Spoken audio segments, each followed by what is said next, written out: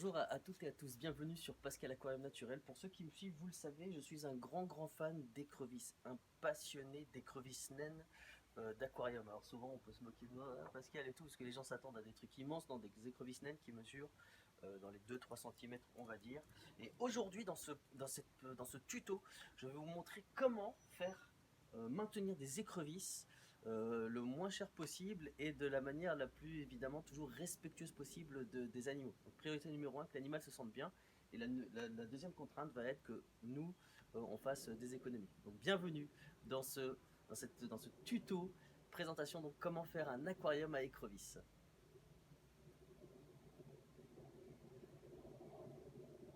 Oui, très important, le café. Ah, c'est parti.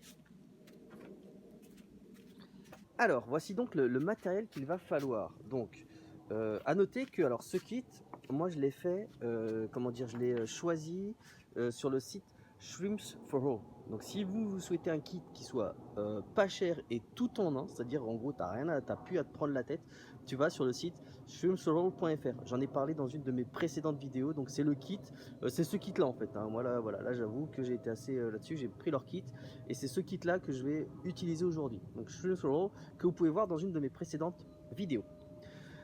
La première étape donc pour pouvoir faire un aquarium à écrevisses va être donc évidemment de vous procurer une cuve. Alors en fonction de la taille de la cuve, vous pourrez avoir plus ou moins d'écrevisses dedans, d'écrevisses naines. Alors à noter que les écrevisses en question ont un très mauvais caractère. Je vous ai fait de nombreuses vidéos en arrière, vous pouvez voir dans ma playlist écrevisses, dans lequel on peut voir à quel point elles peuvent être complètement irascibles. Voilà, donc vraiment, c'est vraiment un animal qui a un tempérament assez particulier et qui est extrêmement territorial. Donc plus ça sera grand, plus vous pourrez maintenir d'écrevisses. Dans le kit que je vais vous présenter, vous pourrez avoir 2 couples d'écrevisses maximum. Voilà.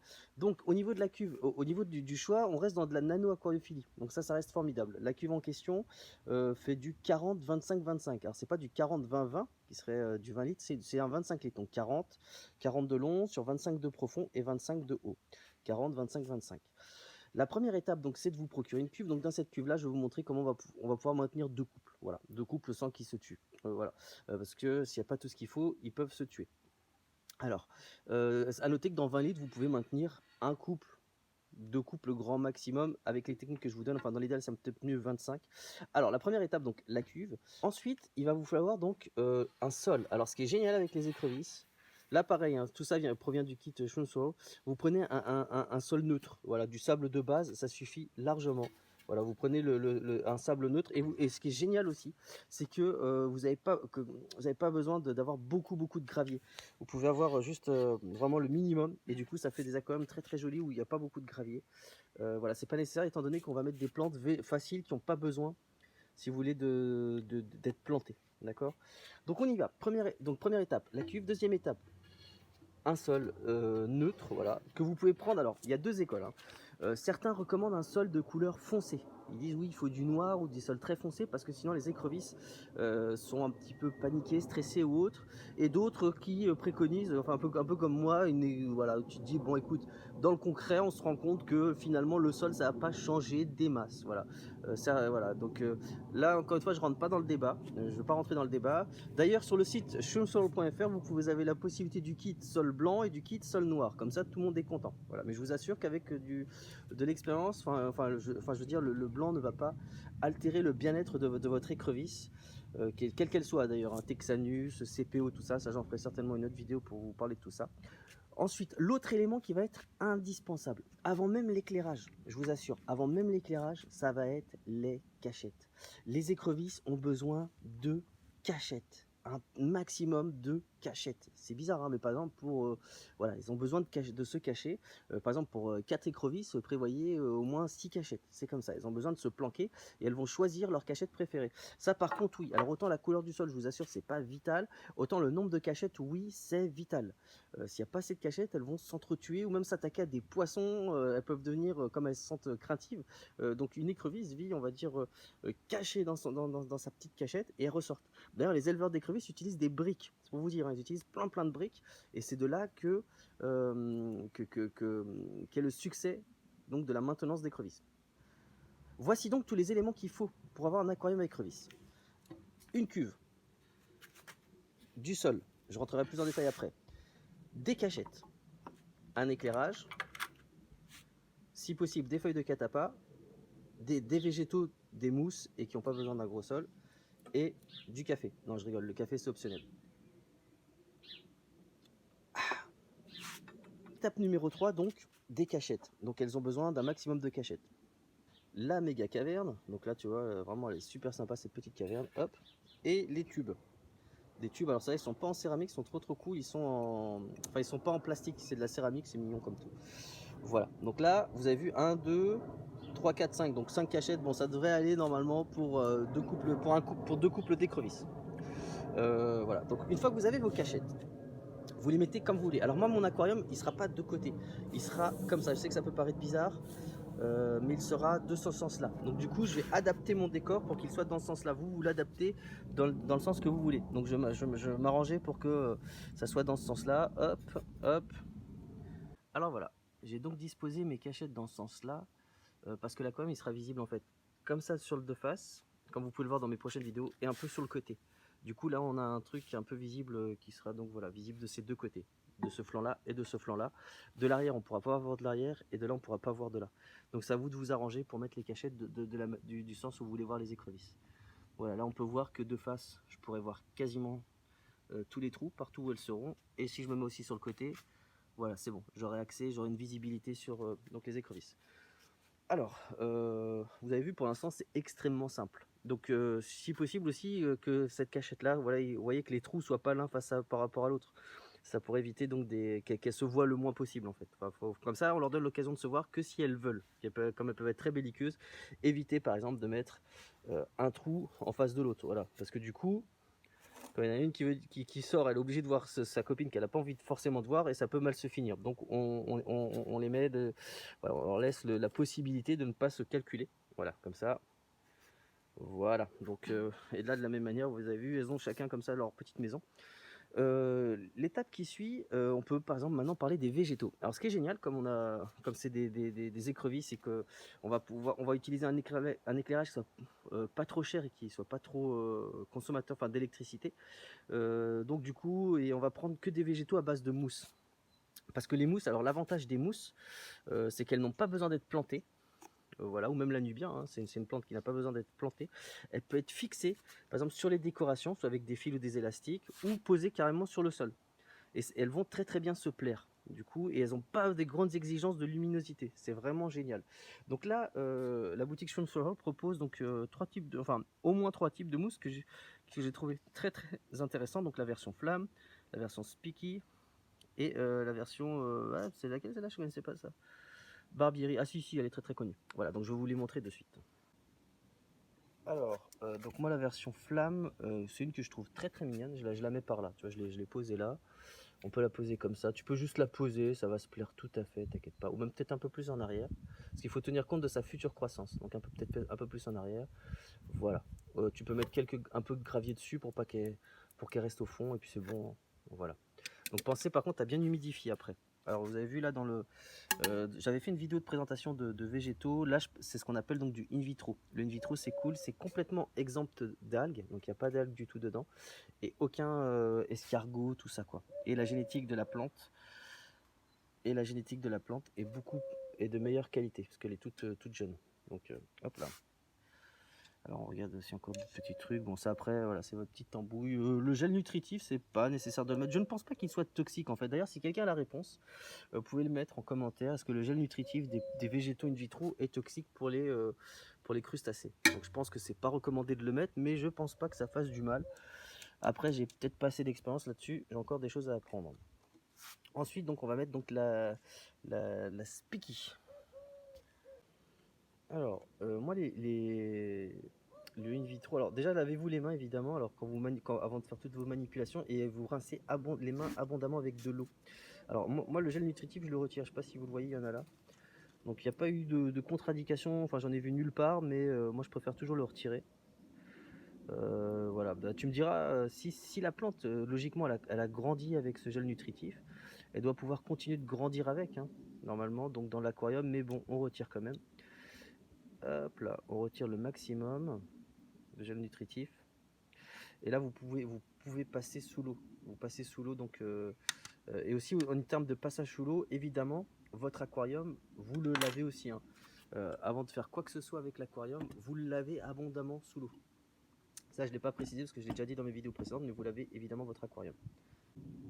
Alors, moi franchement, honnêtement, la Spiky, enfin, c'est une de mes préférées, une que je trouve les plus mignonnes, donc je vais essayer de la mettre bien devant, pour qu'on en profite bien, d'une manière un peu visible. D'ailleurs, je vais bouger de place la petite cachette là, ou plutôt comme ça, voilà. Je vais la mettre là, pour qu'on la voit bien. Alors par contre, il ne faudra pas que ça cache la visibilité de cette cachette là. Alors attends, bah du coup, ouais, je sais pas trop. Alors attendez, il faut bien réfléchir avant où vous allez les mettre. Donc bah écoutez, non, bah, je peux faire un petit îlot ici, voilà. Je ferai un petit îlot ici. Et voilà, on peut la mettre comme ça, voilà. Avec l'autre, ne vous inquiétez pas, elle va prendre une belle forme. Et la troisième, la Barbieri.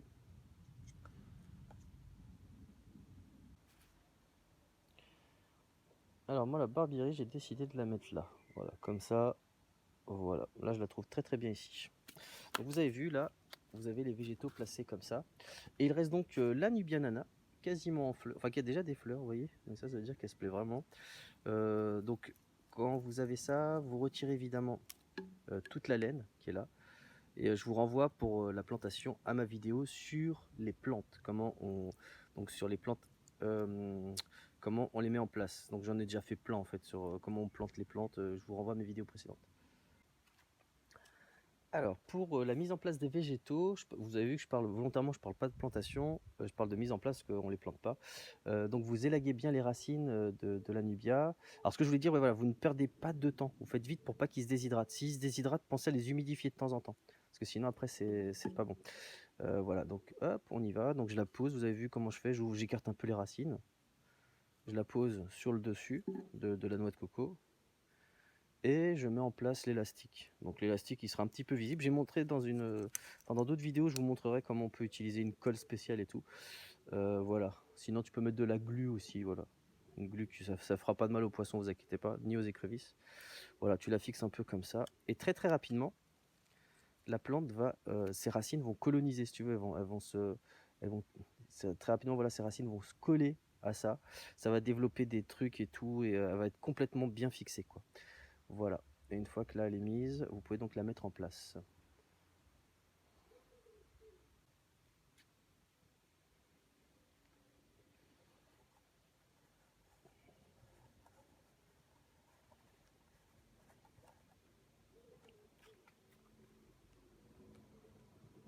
Ensuite, vous avez vu là, la petite maison des écrevisses se dessine tout doucement, quoi. Ils ont même un peu de café à leur disposition. Non, non, évidemment, le café, pensez à nourrir la bête, à donner à boire à la bête de temps en temps.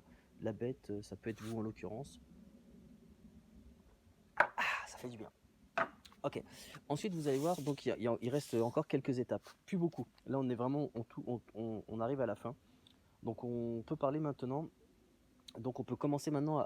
Faudra mettre en place votre aquarium à l'endroit où vous le voulez, remplir d'eau et fixer l'éclairage. Alors, pensez, comme je vous disais, à bien humidifier les végétaux, parce que là, c'est presque fini. Vous avez vu, c'est tout facile, hein, un tuto, un aquarium écrevisse. Alors, je vous l'ai pas dit, mais en fait, les plantes ne sont pas obligatoires. Si vous mettez des plantes, c'est pour pouvoir augmenter la densité d'écrevisses. C'est-à-dire le même bac, sans plantes, il n'y a absolument aucun souci, mais vous pourrez mettre qu'un seul couple. Les plantes vont servir, si vous voulez, à donner plus de cachettes, plus de machin dans l'aquarium. Du coup, ça vous permet d'avoir deux couples d'écrevisses. Mais les plantes ne sont pas obligatoires. Donc c'est vrai que le thème initial, c'était de faire un bac économique. Donc vous n'êtes pas obligé de mettre de plantes. Vraiment, je vous assure, les écrevisses se sentiront très très bien, les Texanus ou autres, du moment qu'elles ont des cachettes. Les cachettes, ça sera non négociable. Voilà. Le végétaux va permettre d'augmenter, si vous voulez, comment dire, voilà, pouvoir mettre deux couples. Voilà. Même si, et je vous le répète, même si la CPO, par exemple, dans son état naturel, vit dans un peu au Mexique, un peu avec pas mal de végétation, après, en élevage ou pour son bien-être, c'est pas vital. Après, c'est à vous de voir ce que vous voulez exactement pour le bien de votre animal. Mais là, elles se sentiront très bien, je vous assure, sans plantes, mais par contre avec plein de cachettes. Mais c'est vrai que des petites plantes, bah, ça fait beaucoup plus beau. Pour elles, ça apporte peut-être un petit peu plus, et en tout cas plus de cachettes qui leur permettent donc de se sentir mieux et de pouvoir augmenter la densité d'écrevisses. C'est pas forcément cette heure, mais avant même de procéder au remplissage, vous pouvez mettre en place l'éclairage. Alors à noter que l'éclairage, moi, il provient du kit écrevisse, schumsol.fr. Et certains pourront déjà se demander, mais Pascal, il n'y a pas de chauffage dans cet aquarium. Eh bien, c'est tout à fait normal qu'il n'y ait pas de chauffage. C'est voulu. En fait, les écrevisses naines se plaisent à température ambiante. Du coup, vous n'avez pas besoin de chauffage. C'est-à-dire que dans une maison européenne ou française, je ne pense pas que chez vous, ils descendent en dessous de 16 degrés chez vous. Même si vous ne chauffez pas beaucoup chez vous, en dessous de 16, ça me paraît peu vraisemblable. Donc attention, hein, attention au garage. Vu que les écrevisses se plaisent dans du 18-25, au contraire, par contre, c'est la canicule, là, ça va être redoutable là, en termes de mort. Mais en termes de froid, ça va, elle supporte relativement bien. Même 15, honnêtement, ça va pas la tuer, ça va la ralentir. Faut pas non plus qu'elle reste des mois à 15 degrés. Mais on va dire, allez, dans l'idéal, ne descendez pas en dessous de 17-18. Voilà, vous restez dans les 17-18 minimum. Et donc, ça correspond à un intérieur de maison normale, quoi. Je veux dire, voilà. Et ça posera aucun souci. Je vais donc maintenant procéder. Donc, en termes de chauffage, donc c'est pas nécessaire. Vous avez vu, donc c'est un peu économique. Et on y va. On va donc procéder à l'allumage. Moi, je le connais déjà, évidemment, je l'ai testé. Je suis pas un fou. Et regardez comment. C'est magnifique. Alors quand ça sera en eau, alors là ça va être encore beaucoup plus beau. Là sachant qu'il y a des reflets dans le bac, mais regardez-moi ça. Là on voit déjà à quel point ça va être super beau. Et on va pouvoir aussi observer de ce côté-là. Vous avez vu, c'est ce que je vous disais. Ensuite, alors j'aimerais aussi parler du filtre. Vous allez me dire, mais Pascal, il n'y a pas de filtre dans ton aquarium. Effectivement, mon aquarium à écrevisse sera dépourvu de filtre. Parce que c'est ma manière de procéder, ma philosophie. Avec le kit schwimmsoil.fr, vous avez un filtre que vous n'êtes pas obligé d'utiliser, qui sera dedans en fait. Si vous voulez, dans le prix, vous avez un filtre. Moi, je ne vais pas l'utiliser volontairement. Donc, il servira peut-être à d'autres projets, le filtre en question. Mais voilà, donc vous pouvez donc utiliser un filtre si vous le souhaitez, ou pas de filtre. Voilà. Honnêtement, alors je ne vais pas refaire une vidéo là-dessus, mais les bactéries dénitrifiantes se fixeront partout, notamment sur la noix de coco qui est extrêmement poreuse. Voilà, donc du coup, moi ce bac va fonctionner sans filtre. Même 2 couples d'écrevisses, donc 4 écrevisses là-dedans, ça ne portera jamais autant de... Il n'y a même pas besoin de mettre 3 tonnes de végétaux, pour être honnête avec vous. Dans certains bacs, je dis oui, il faut plein de végétaux et tout pour procéder à la dénitrification de tous les excréments produits par... Qu'est-ce qu'il y a, Minou? Qu'est-ce qu'il y a? Tu veux manger des écrevisses, c'est ça? Hein? Mais non, le vieux Matou, regardez, il est tout mignon. Il est un peu le truc, il est très très vieux ce petit chat. Faut beaucoup l'aimer, donner beaucoup d'amour, il est très gentil. Voilà, bon, bref, pour en revenir à nous, donc voilà, il n'y a pas besoin de mettre 3 tonnes de végétaux, étant donné que les bactéries qui seront sur le sable, sur les différents éléments du gravier, par exemple, c'est pour ça que je vous ai dit que là, c'est pas du plastique, c'est très important, c'est de la céramique, du coup, c'est beaucoup plus poreux. Donc ça va être porteur de plein de bactéries dénitrifiantes qui vont se fixer dessus et partout sur tous les éléments. Voilà, donc c'est pas nécessaire de mettre un filtre. Voilà, c'est juste pour vous dire ça. Sans que je veux pas refaire un cycle là-dessus, mais enfin refaire une vidéo là-dessus parce que j'en ai déjà fait plein. Mais selon moi, mais vraiment, ça va être testé, approuvé ou ce que vous voulez. Pour un bac à crevettes ou à écrevisse, il n'y a pas besoin de filtre, honnêtement. Peut-être un petit remue d'eau si vous voulez, un petit remue d'eau. Donc si vous pouvez mettre un filtre sans masse filtrante ou un petit filtre cascade ou quelque chose qui fait des bulles, mais pas trop les bulles parce que ça peut avoir des incidences sur le pH. Mais en gros, vous pouvez mettre un petit remue d'eau ou rien du tout. Voilà, honnêtement, elles se plairont à merveille. Et maintenant, l'eau. Alors nous sommes dans une optique de faire un bac le moins cher possible, donc vous pourrez tout à fait mettre de l'eau du robinet. Certains disent de l'eau osmosée. Alors si vous avez la possibilité de mettre de l'eau osmosée, vous allez faire moitié d'eau osmosée, moitié d'eau du robinet. Donc l'eau osmosée, des fois, vous en avez gratuitement dans les magasins d'aquariophilie. Vous y allez avec vos bouteilles vides et certains jours, ils vous autorisent à remplir avec gratuitement vos bouteilles. Sinon, vous pouvez prendre de l'eau du robinet, 100% d'eau du robinet, honnêtement. Les écrevisses, toutes les écrevisses naines en vente ou vendables ou adoptables, ce que vous voulez en France, vont s'accommoder de l'eau du robinet. Néanmoins, il faudra laisser reposer l'eau du robinet. Moi, comme vous le savez, je suis un adepte du poubellarium, donc chose que je n'impose à personne du tout. Donc moi, ça va être 100% de l'eau de pluie de mon poubellarium. Hop là. Et je vais faire comme ça plein d'allers-retours pour aller chercher donc de l'eau et remplir mon bac. Avant de procéder au remplissage de l'aquarium, donc il faut d'abord bien le poser à l'endroit définitif où sera votre aquarium. Moi, je sais que mon aquarium sera là, il ne bougera pas. Donc d'abord, vous le posez et ensuite vous le remplissez. Vous ne le déplacez pas quand il y a de l'eau dedans, sinon il peut se casser tout ça. Ou alors il faudra revider. Mais on ne déplace jamais un aquarium plein d'eau, d'accord? Donc d'abord vous réfléchissez bien à l'endroit où vous le voulez, et une fois que vous êtes sûr et certain, vous pouvez commencer à remplir. Et si vous le déplacez, donc comme je vous ai dit, on vide d'abord l'eau qu'il y a dedans. Ou un maximum d'eau. Voilà, vous ne le déplacez pas à plus de ça d'eau, hein, ou vraiment, ou alors ça si tu veux, mais il faut vraiment que ça soit sur une très très courte distance, genre de 30 cm à droite ou 30 cm à gauche. Ce que je vous recommande aussi pour le remplissage. Alors pour le remplissage de l'eau, on évite de remplir directement l'eau comme enfin directement dans l'aquarium comme ça, parce que ça va enlever tous les décors, ça va soulever et bouger le gravier. Un petit récipient et vous allez mettre l'eau directement dans le récipient. Vous ne le mettez pas comme ça directement dans le gravier et ça va remplir l'aquarium par débordement.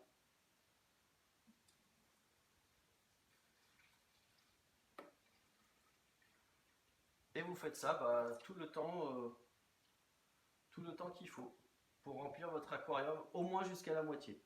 Alors très important, là vous me voyez utiliser un arrosoir. Évidemment, si vous utilisez un arrosoir, veillez à ce qu'il n'y ait jamais eu d'engrais dedans ou quoi que ce soit de chimique, hein. Là c'est mon arrosoir à aquarium, hein. Donc il n'y a jamais rien eu de médicaments, jamais rien eu d'engrais. Il y a juste eu de l'eau de pluie et de l'eau du robinet qui est passée dedans, hein. Voilà, du coup, voilà, veillez à bien utiliser un arrosoir donc, qui soit propre ou toute autre forme, mais que rien avec des éléments chimiques. Parce que, alors attention, les crustacés tels que les crevettes ou les écrevisses sont très costauds et se reproduisent beaucoup, ça il n'y a pas de souci, mais une fois qu'ils se sentent bien. Par contre, l'acclimatation est très longue et ils ne supportent pas les produits toxiques, chimiques, tout ça, quoi. Donc par exemple, pour nettoyer les verres après de votre aquarium à écrevisses, il ne faudra pas le faire avec du produit à verre, hein, surtout pas. Ou alors vous le mettez sur le chiffon et vous nettoyez pas plus haut que ça, quoi.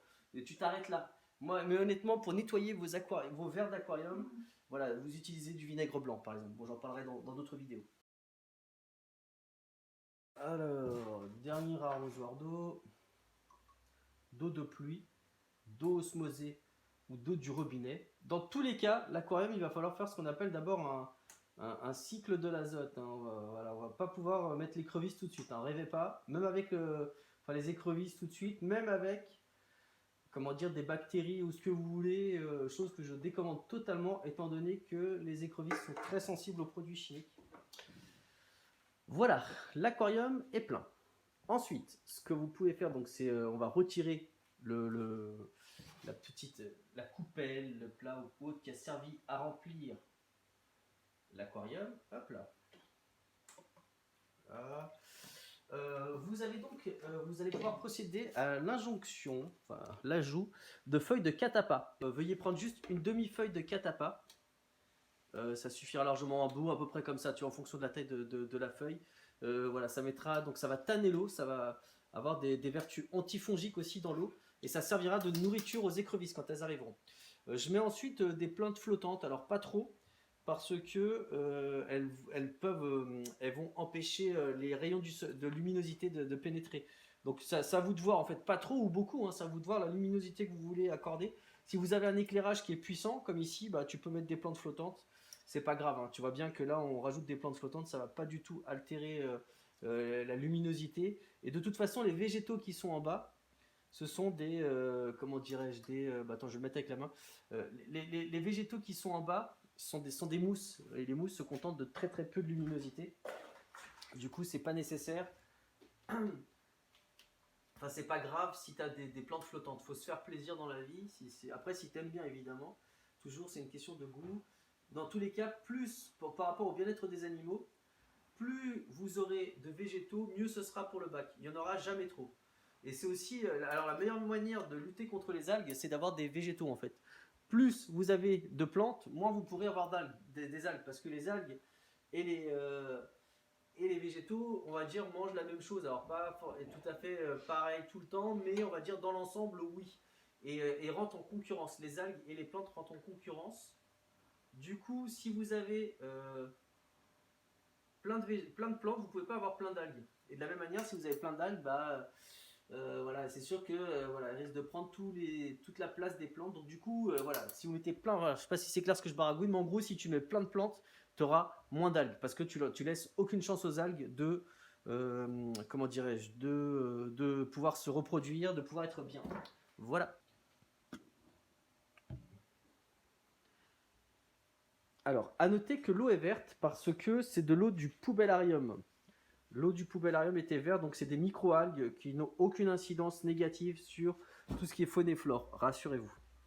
Très vite, elle va devenir complètement translucide, au contraire. De toute façon, là, les écrevisses, vous ne pourrez pas les mettre avant 1 mois dedans. 3 semaines à 1 mois dedans. Je vous explique pourquoi. En fait, quand vous faites un nouvel aquarium comme ça, l'aquarium est ce qu'on appelle donc en rodage. Alors concrètement, il n'y a pas trop de bactéries là, ou quasiment pas. Les bactéries, c'est ce qui va permettre donc de tuer, de tuer, si vous voulez, les éléments négatifs ou consommer les éléments négatifs qui sont dans votre aquarium. Ce qu'on appelle le cycle de l'azote. Il faudra que je fasse une vidéo spécialement là-dessus. Hein. Mais en fait, il y a 36 000 vidéos à faire. Mais je pense que vous pourrez trouver toutes les informations sur Internet. En gros, il faut laisser environ 1 mois l'aquarium tourner de cette manière-là. Comme ça, il y a des bactéries qui vont se développer, qui vont consommer tout ce qui est négatif. Et après, l'aquarium sera ce qu'on va dire stable d'un point de vue bactériologique.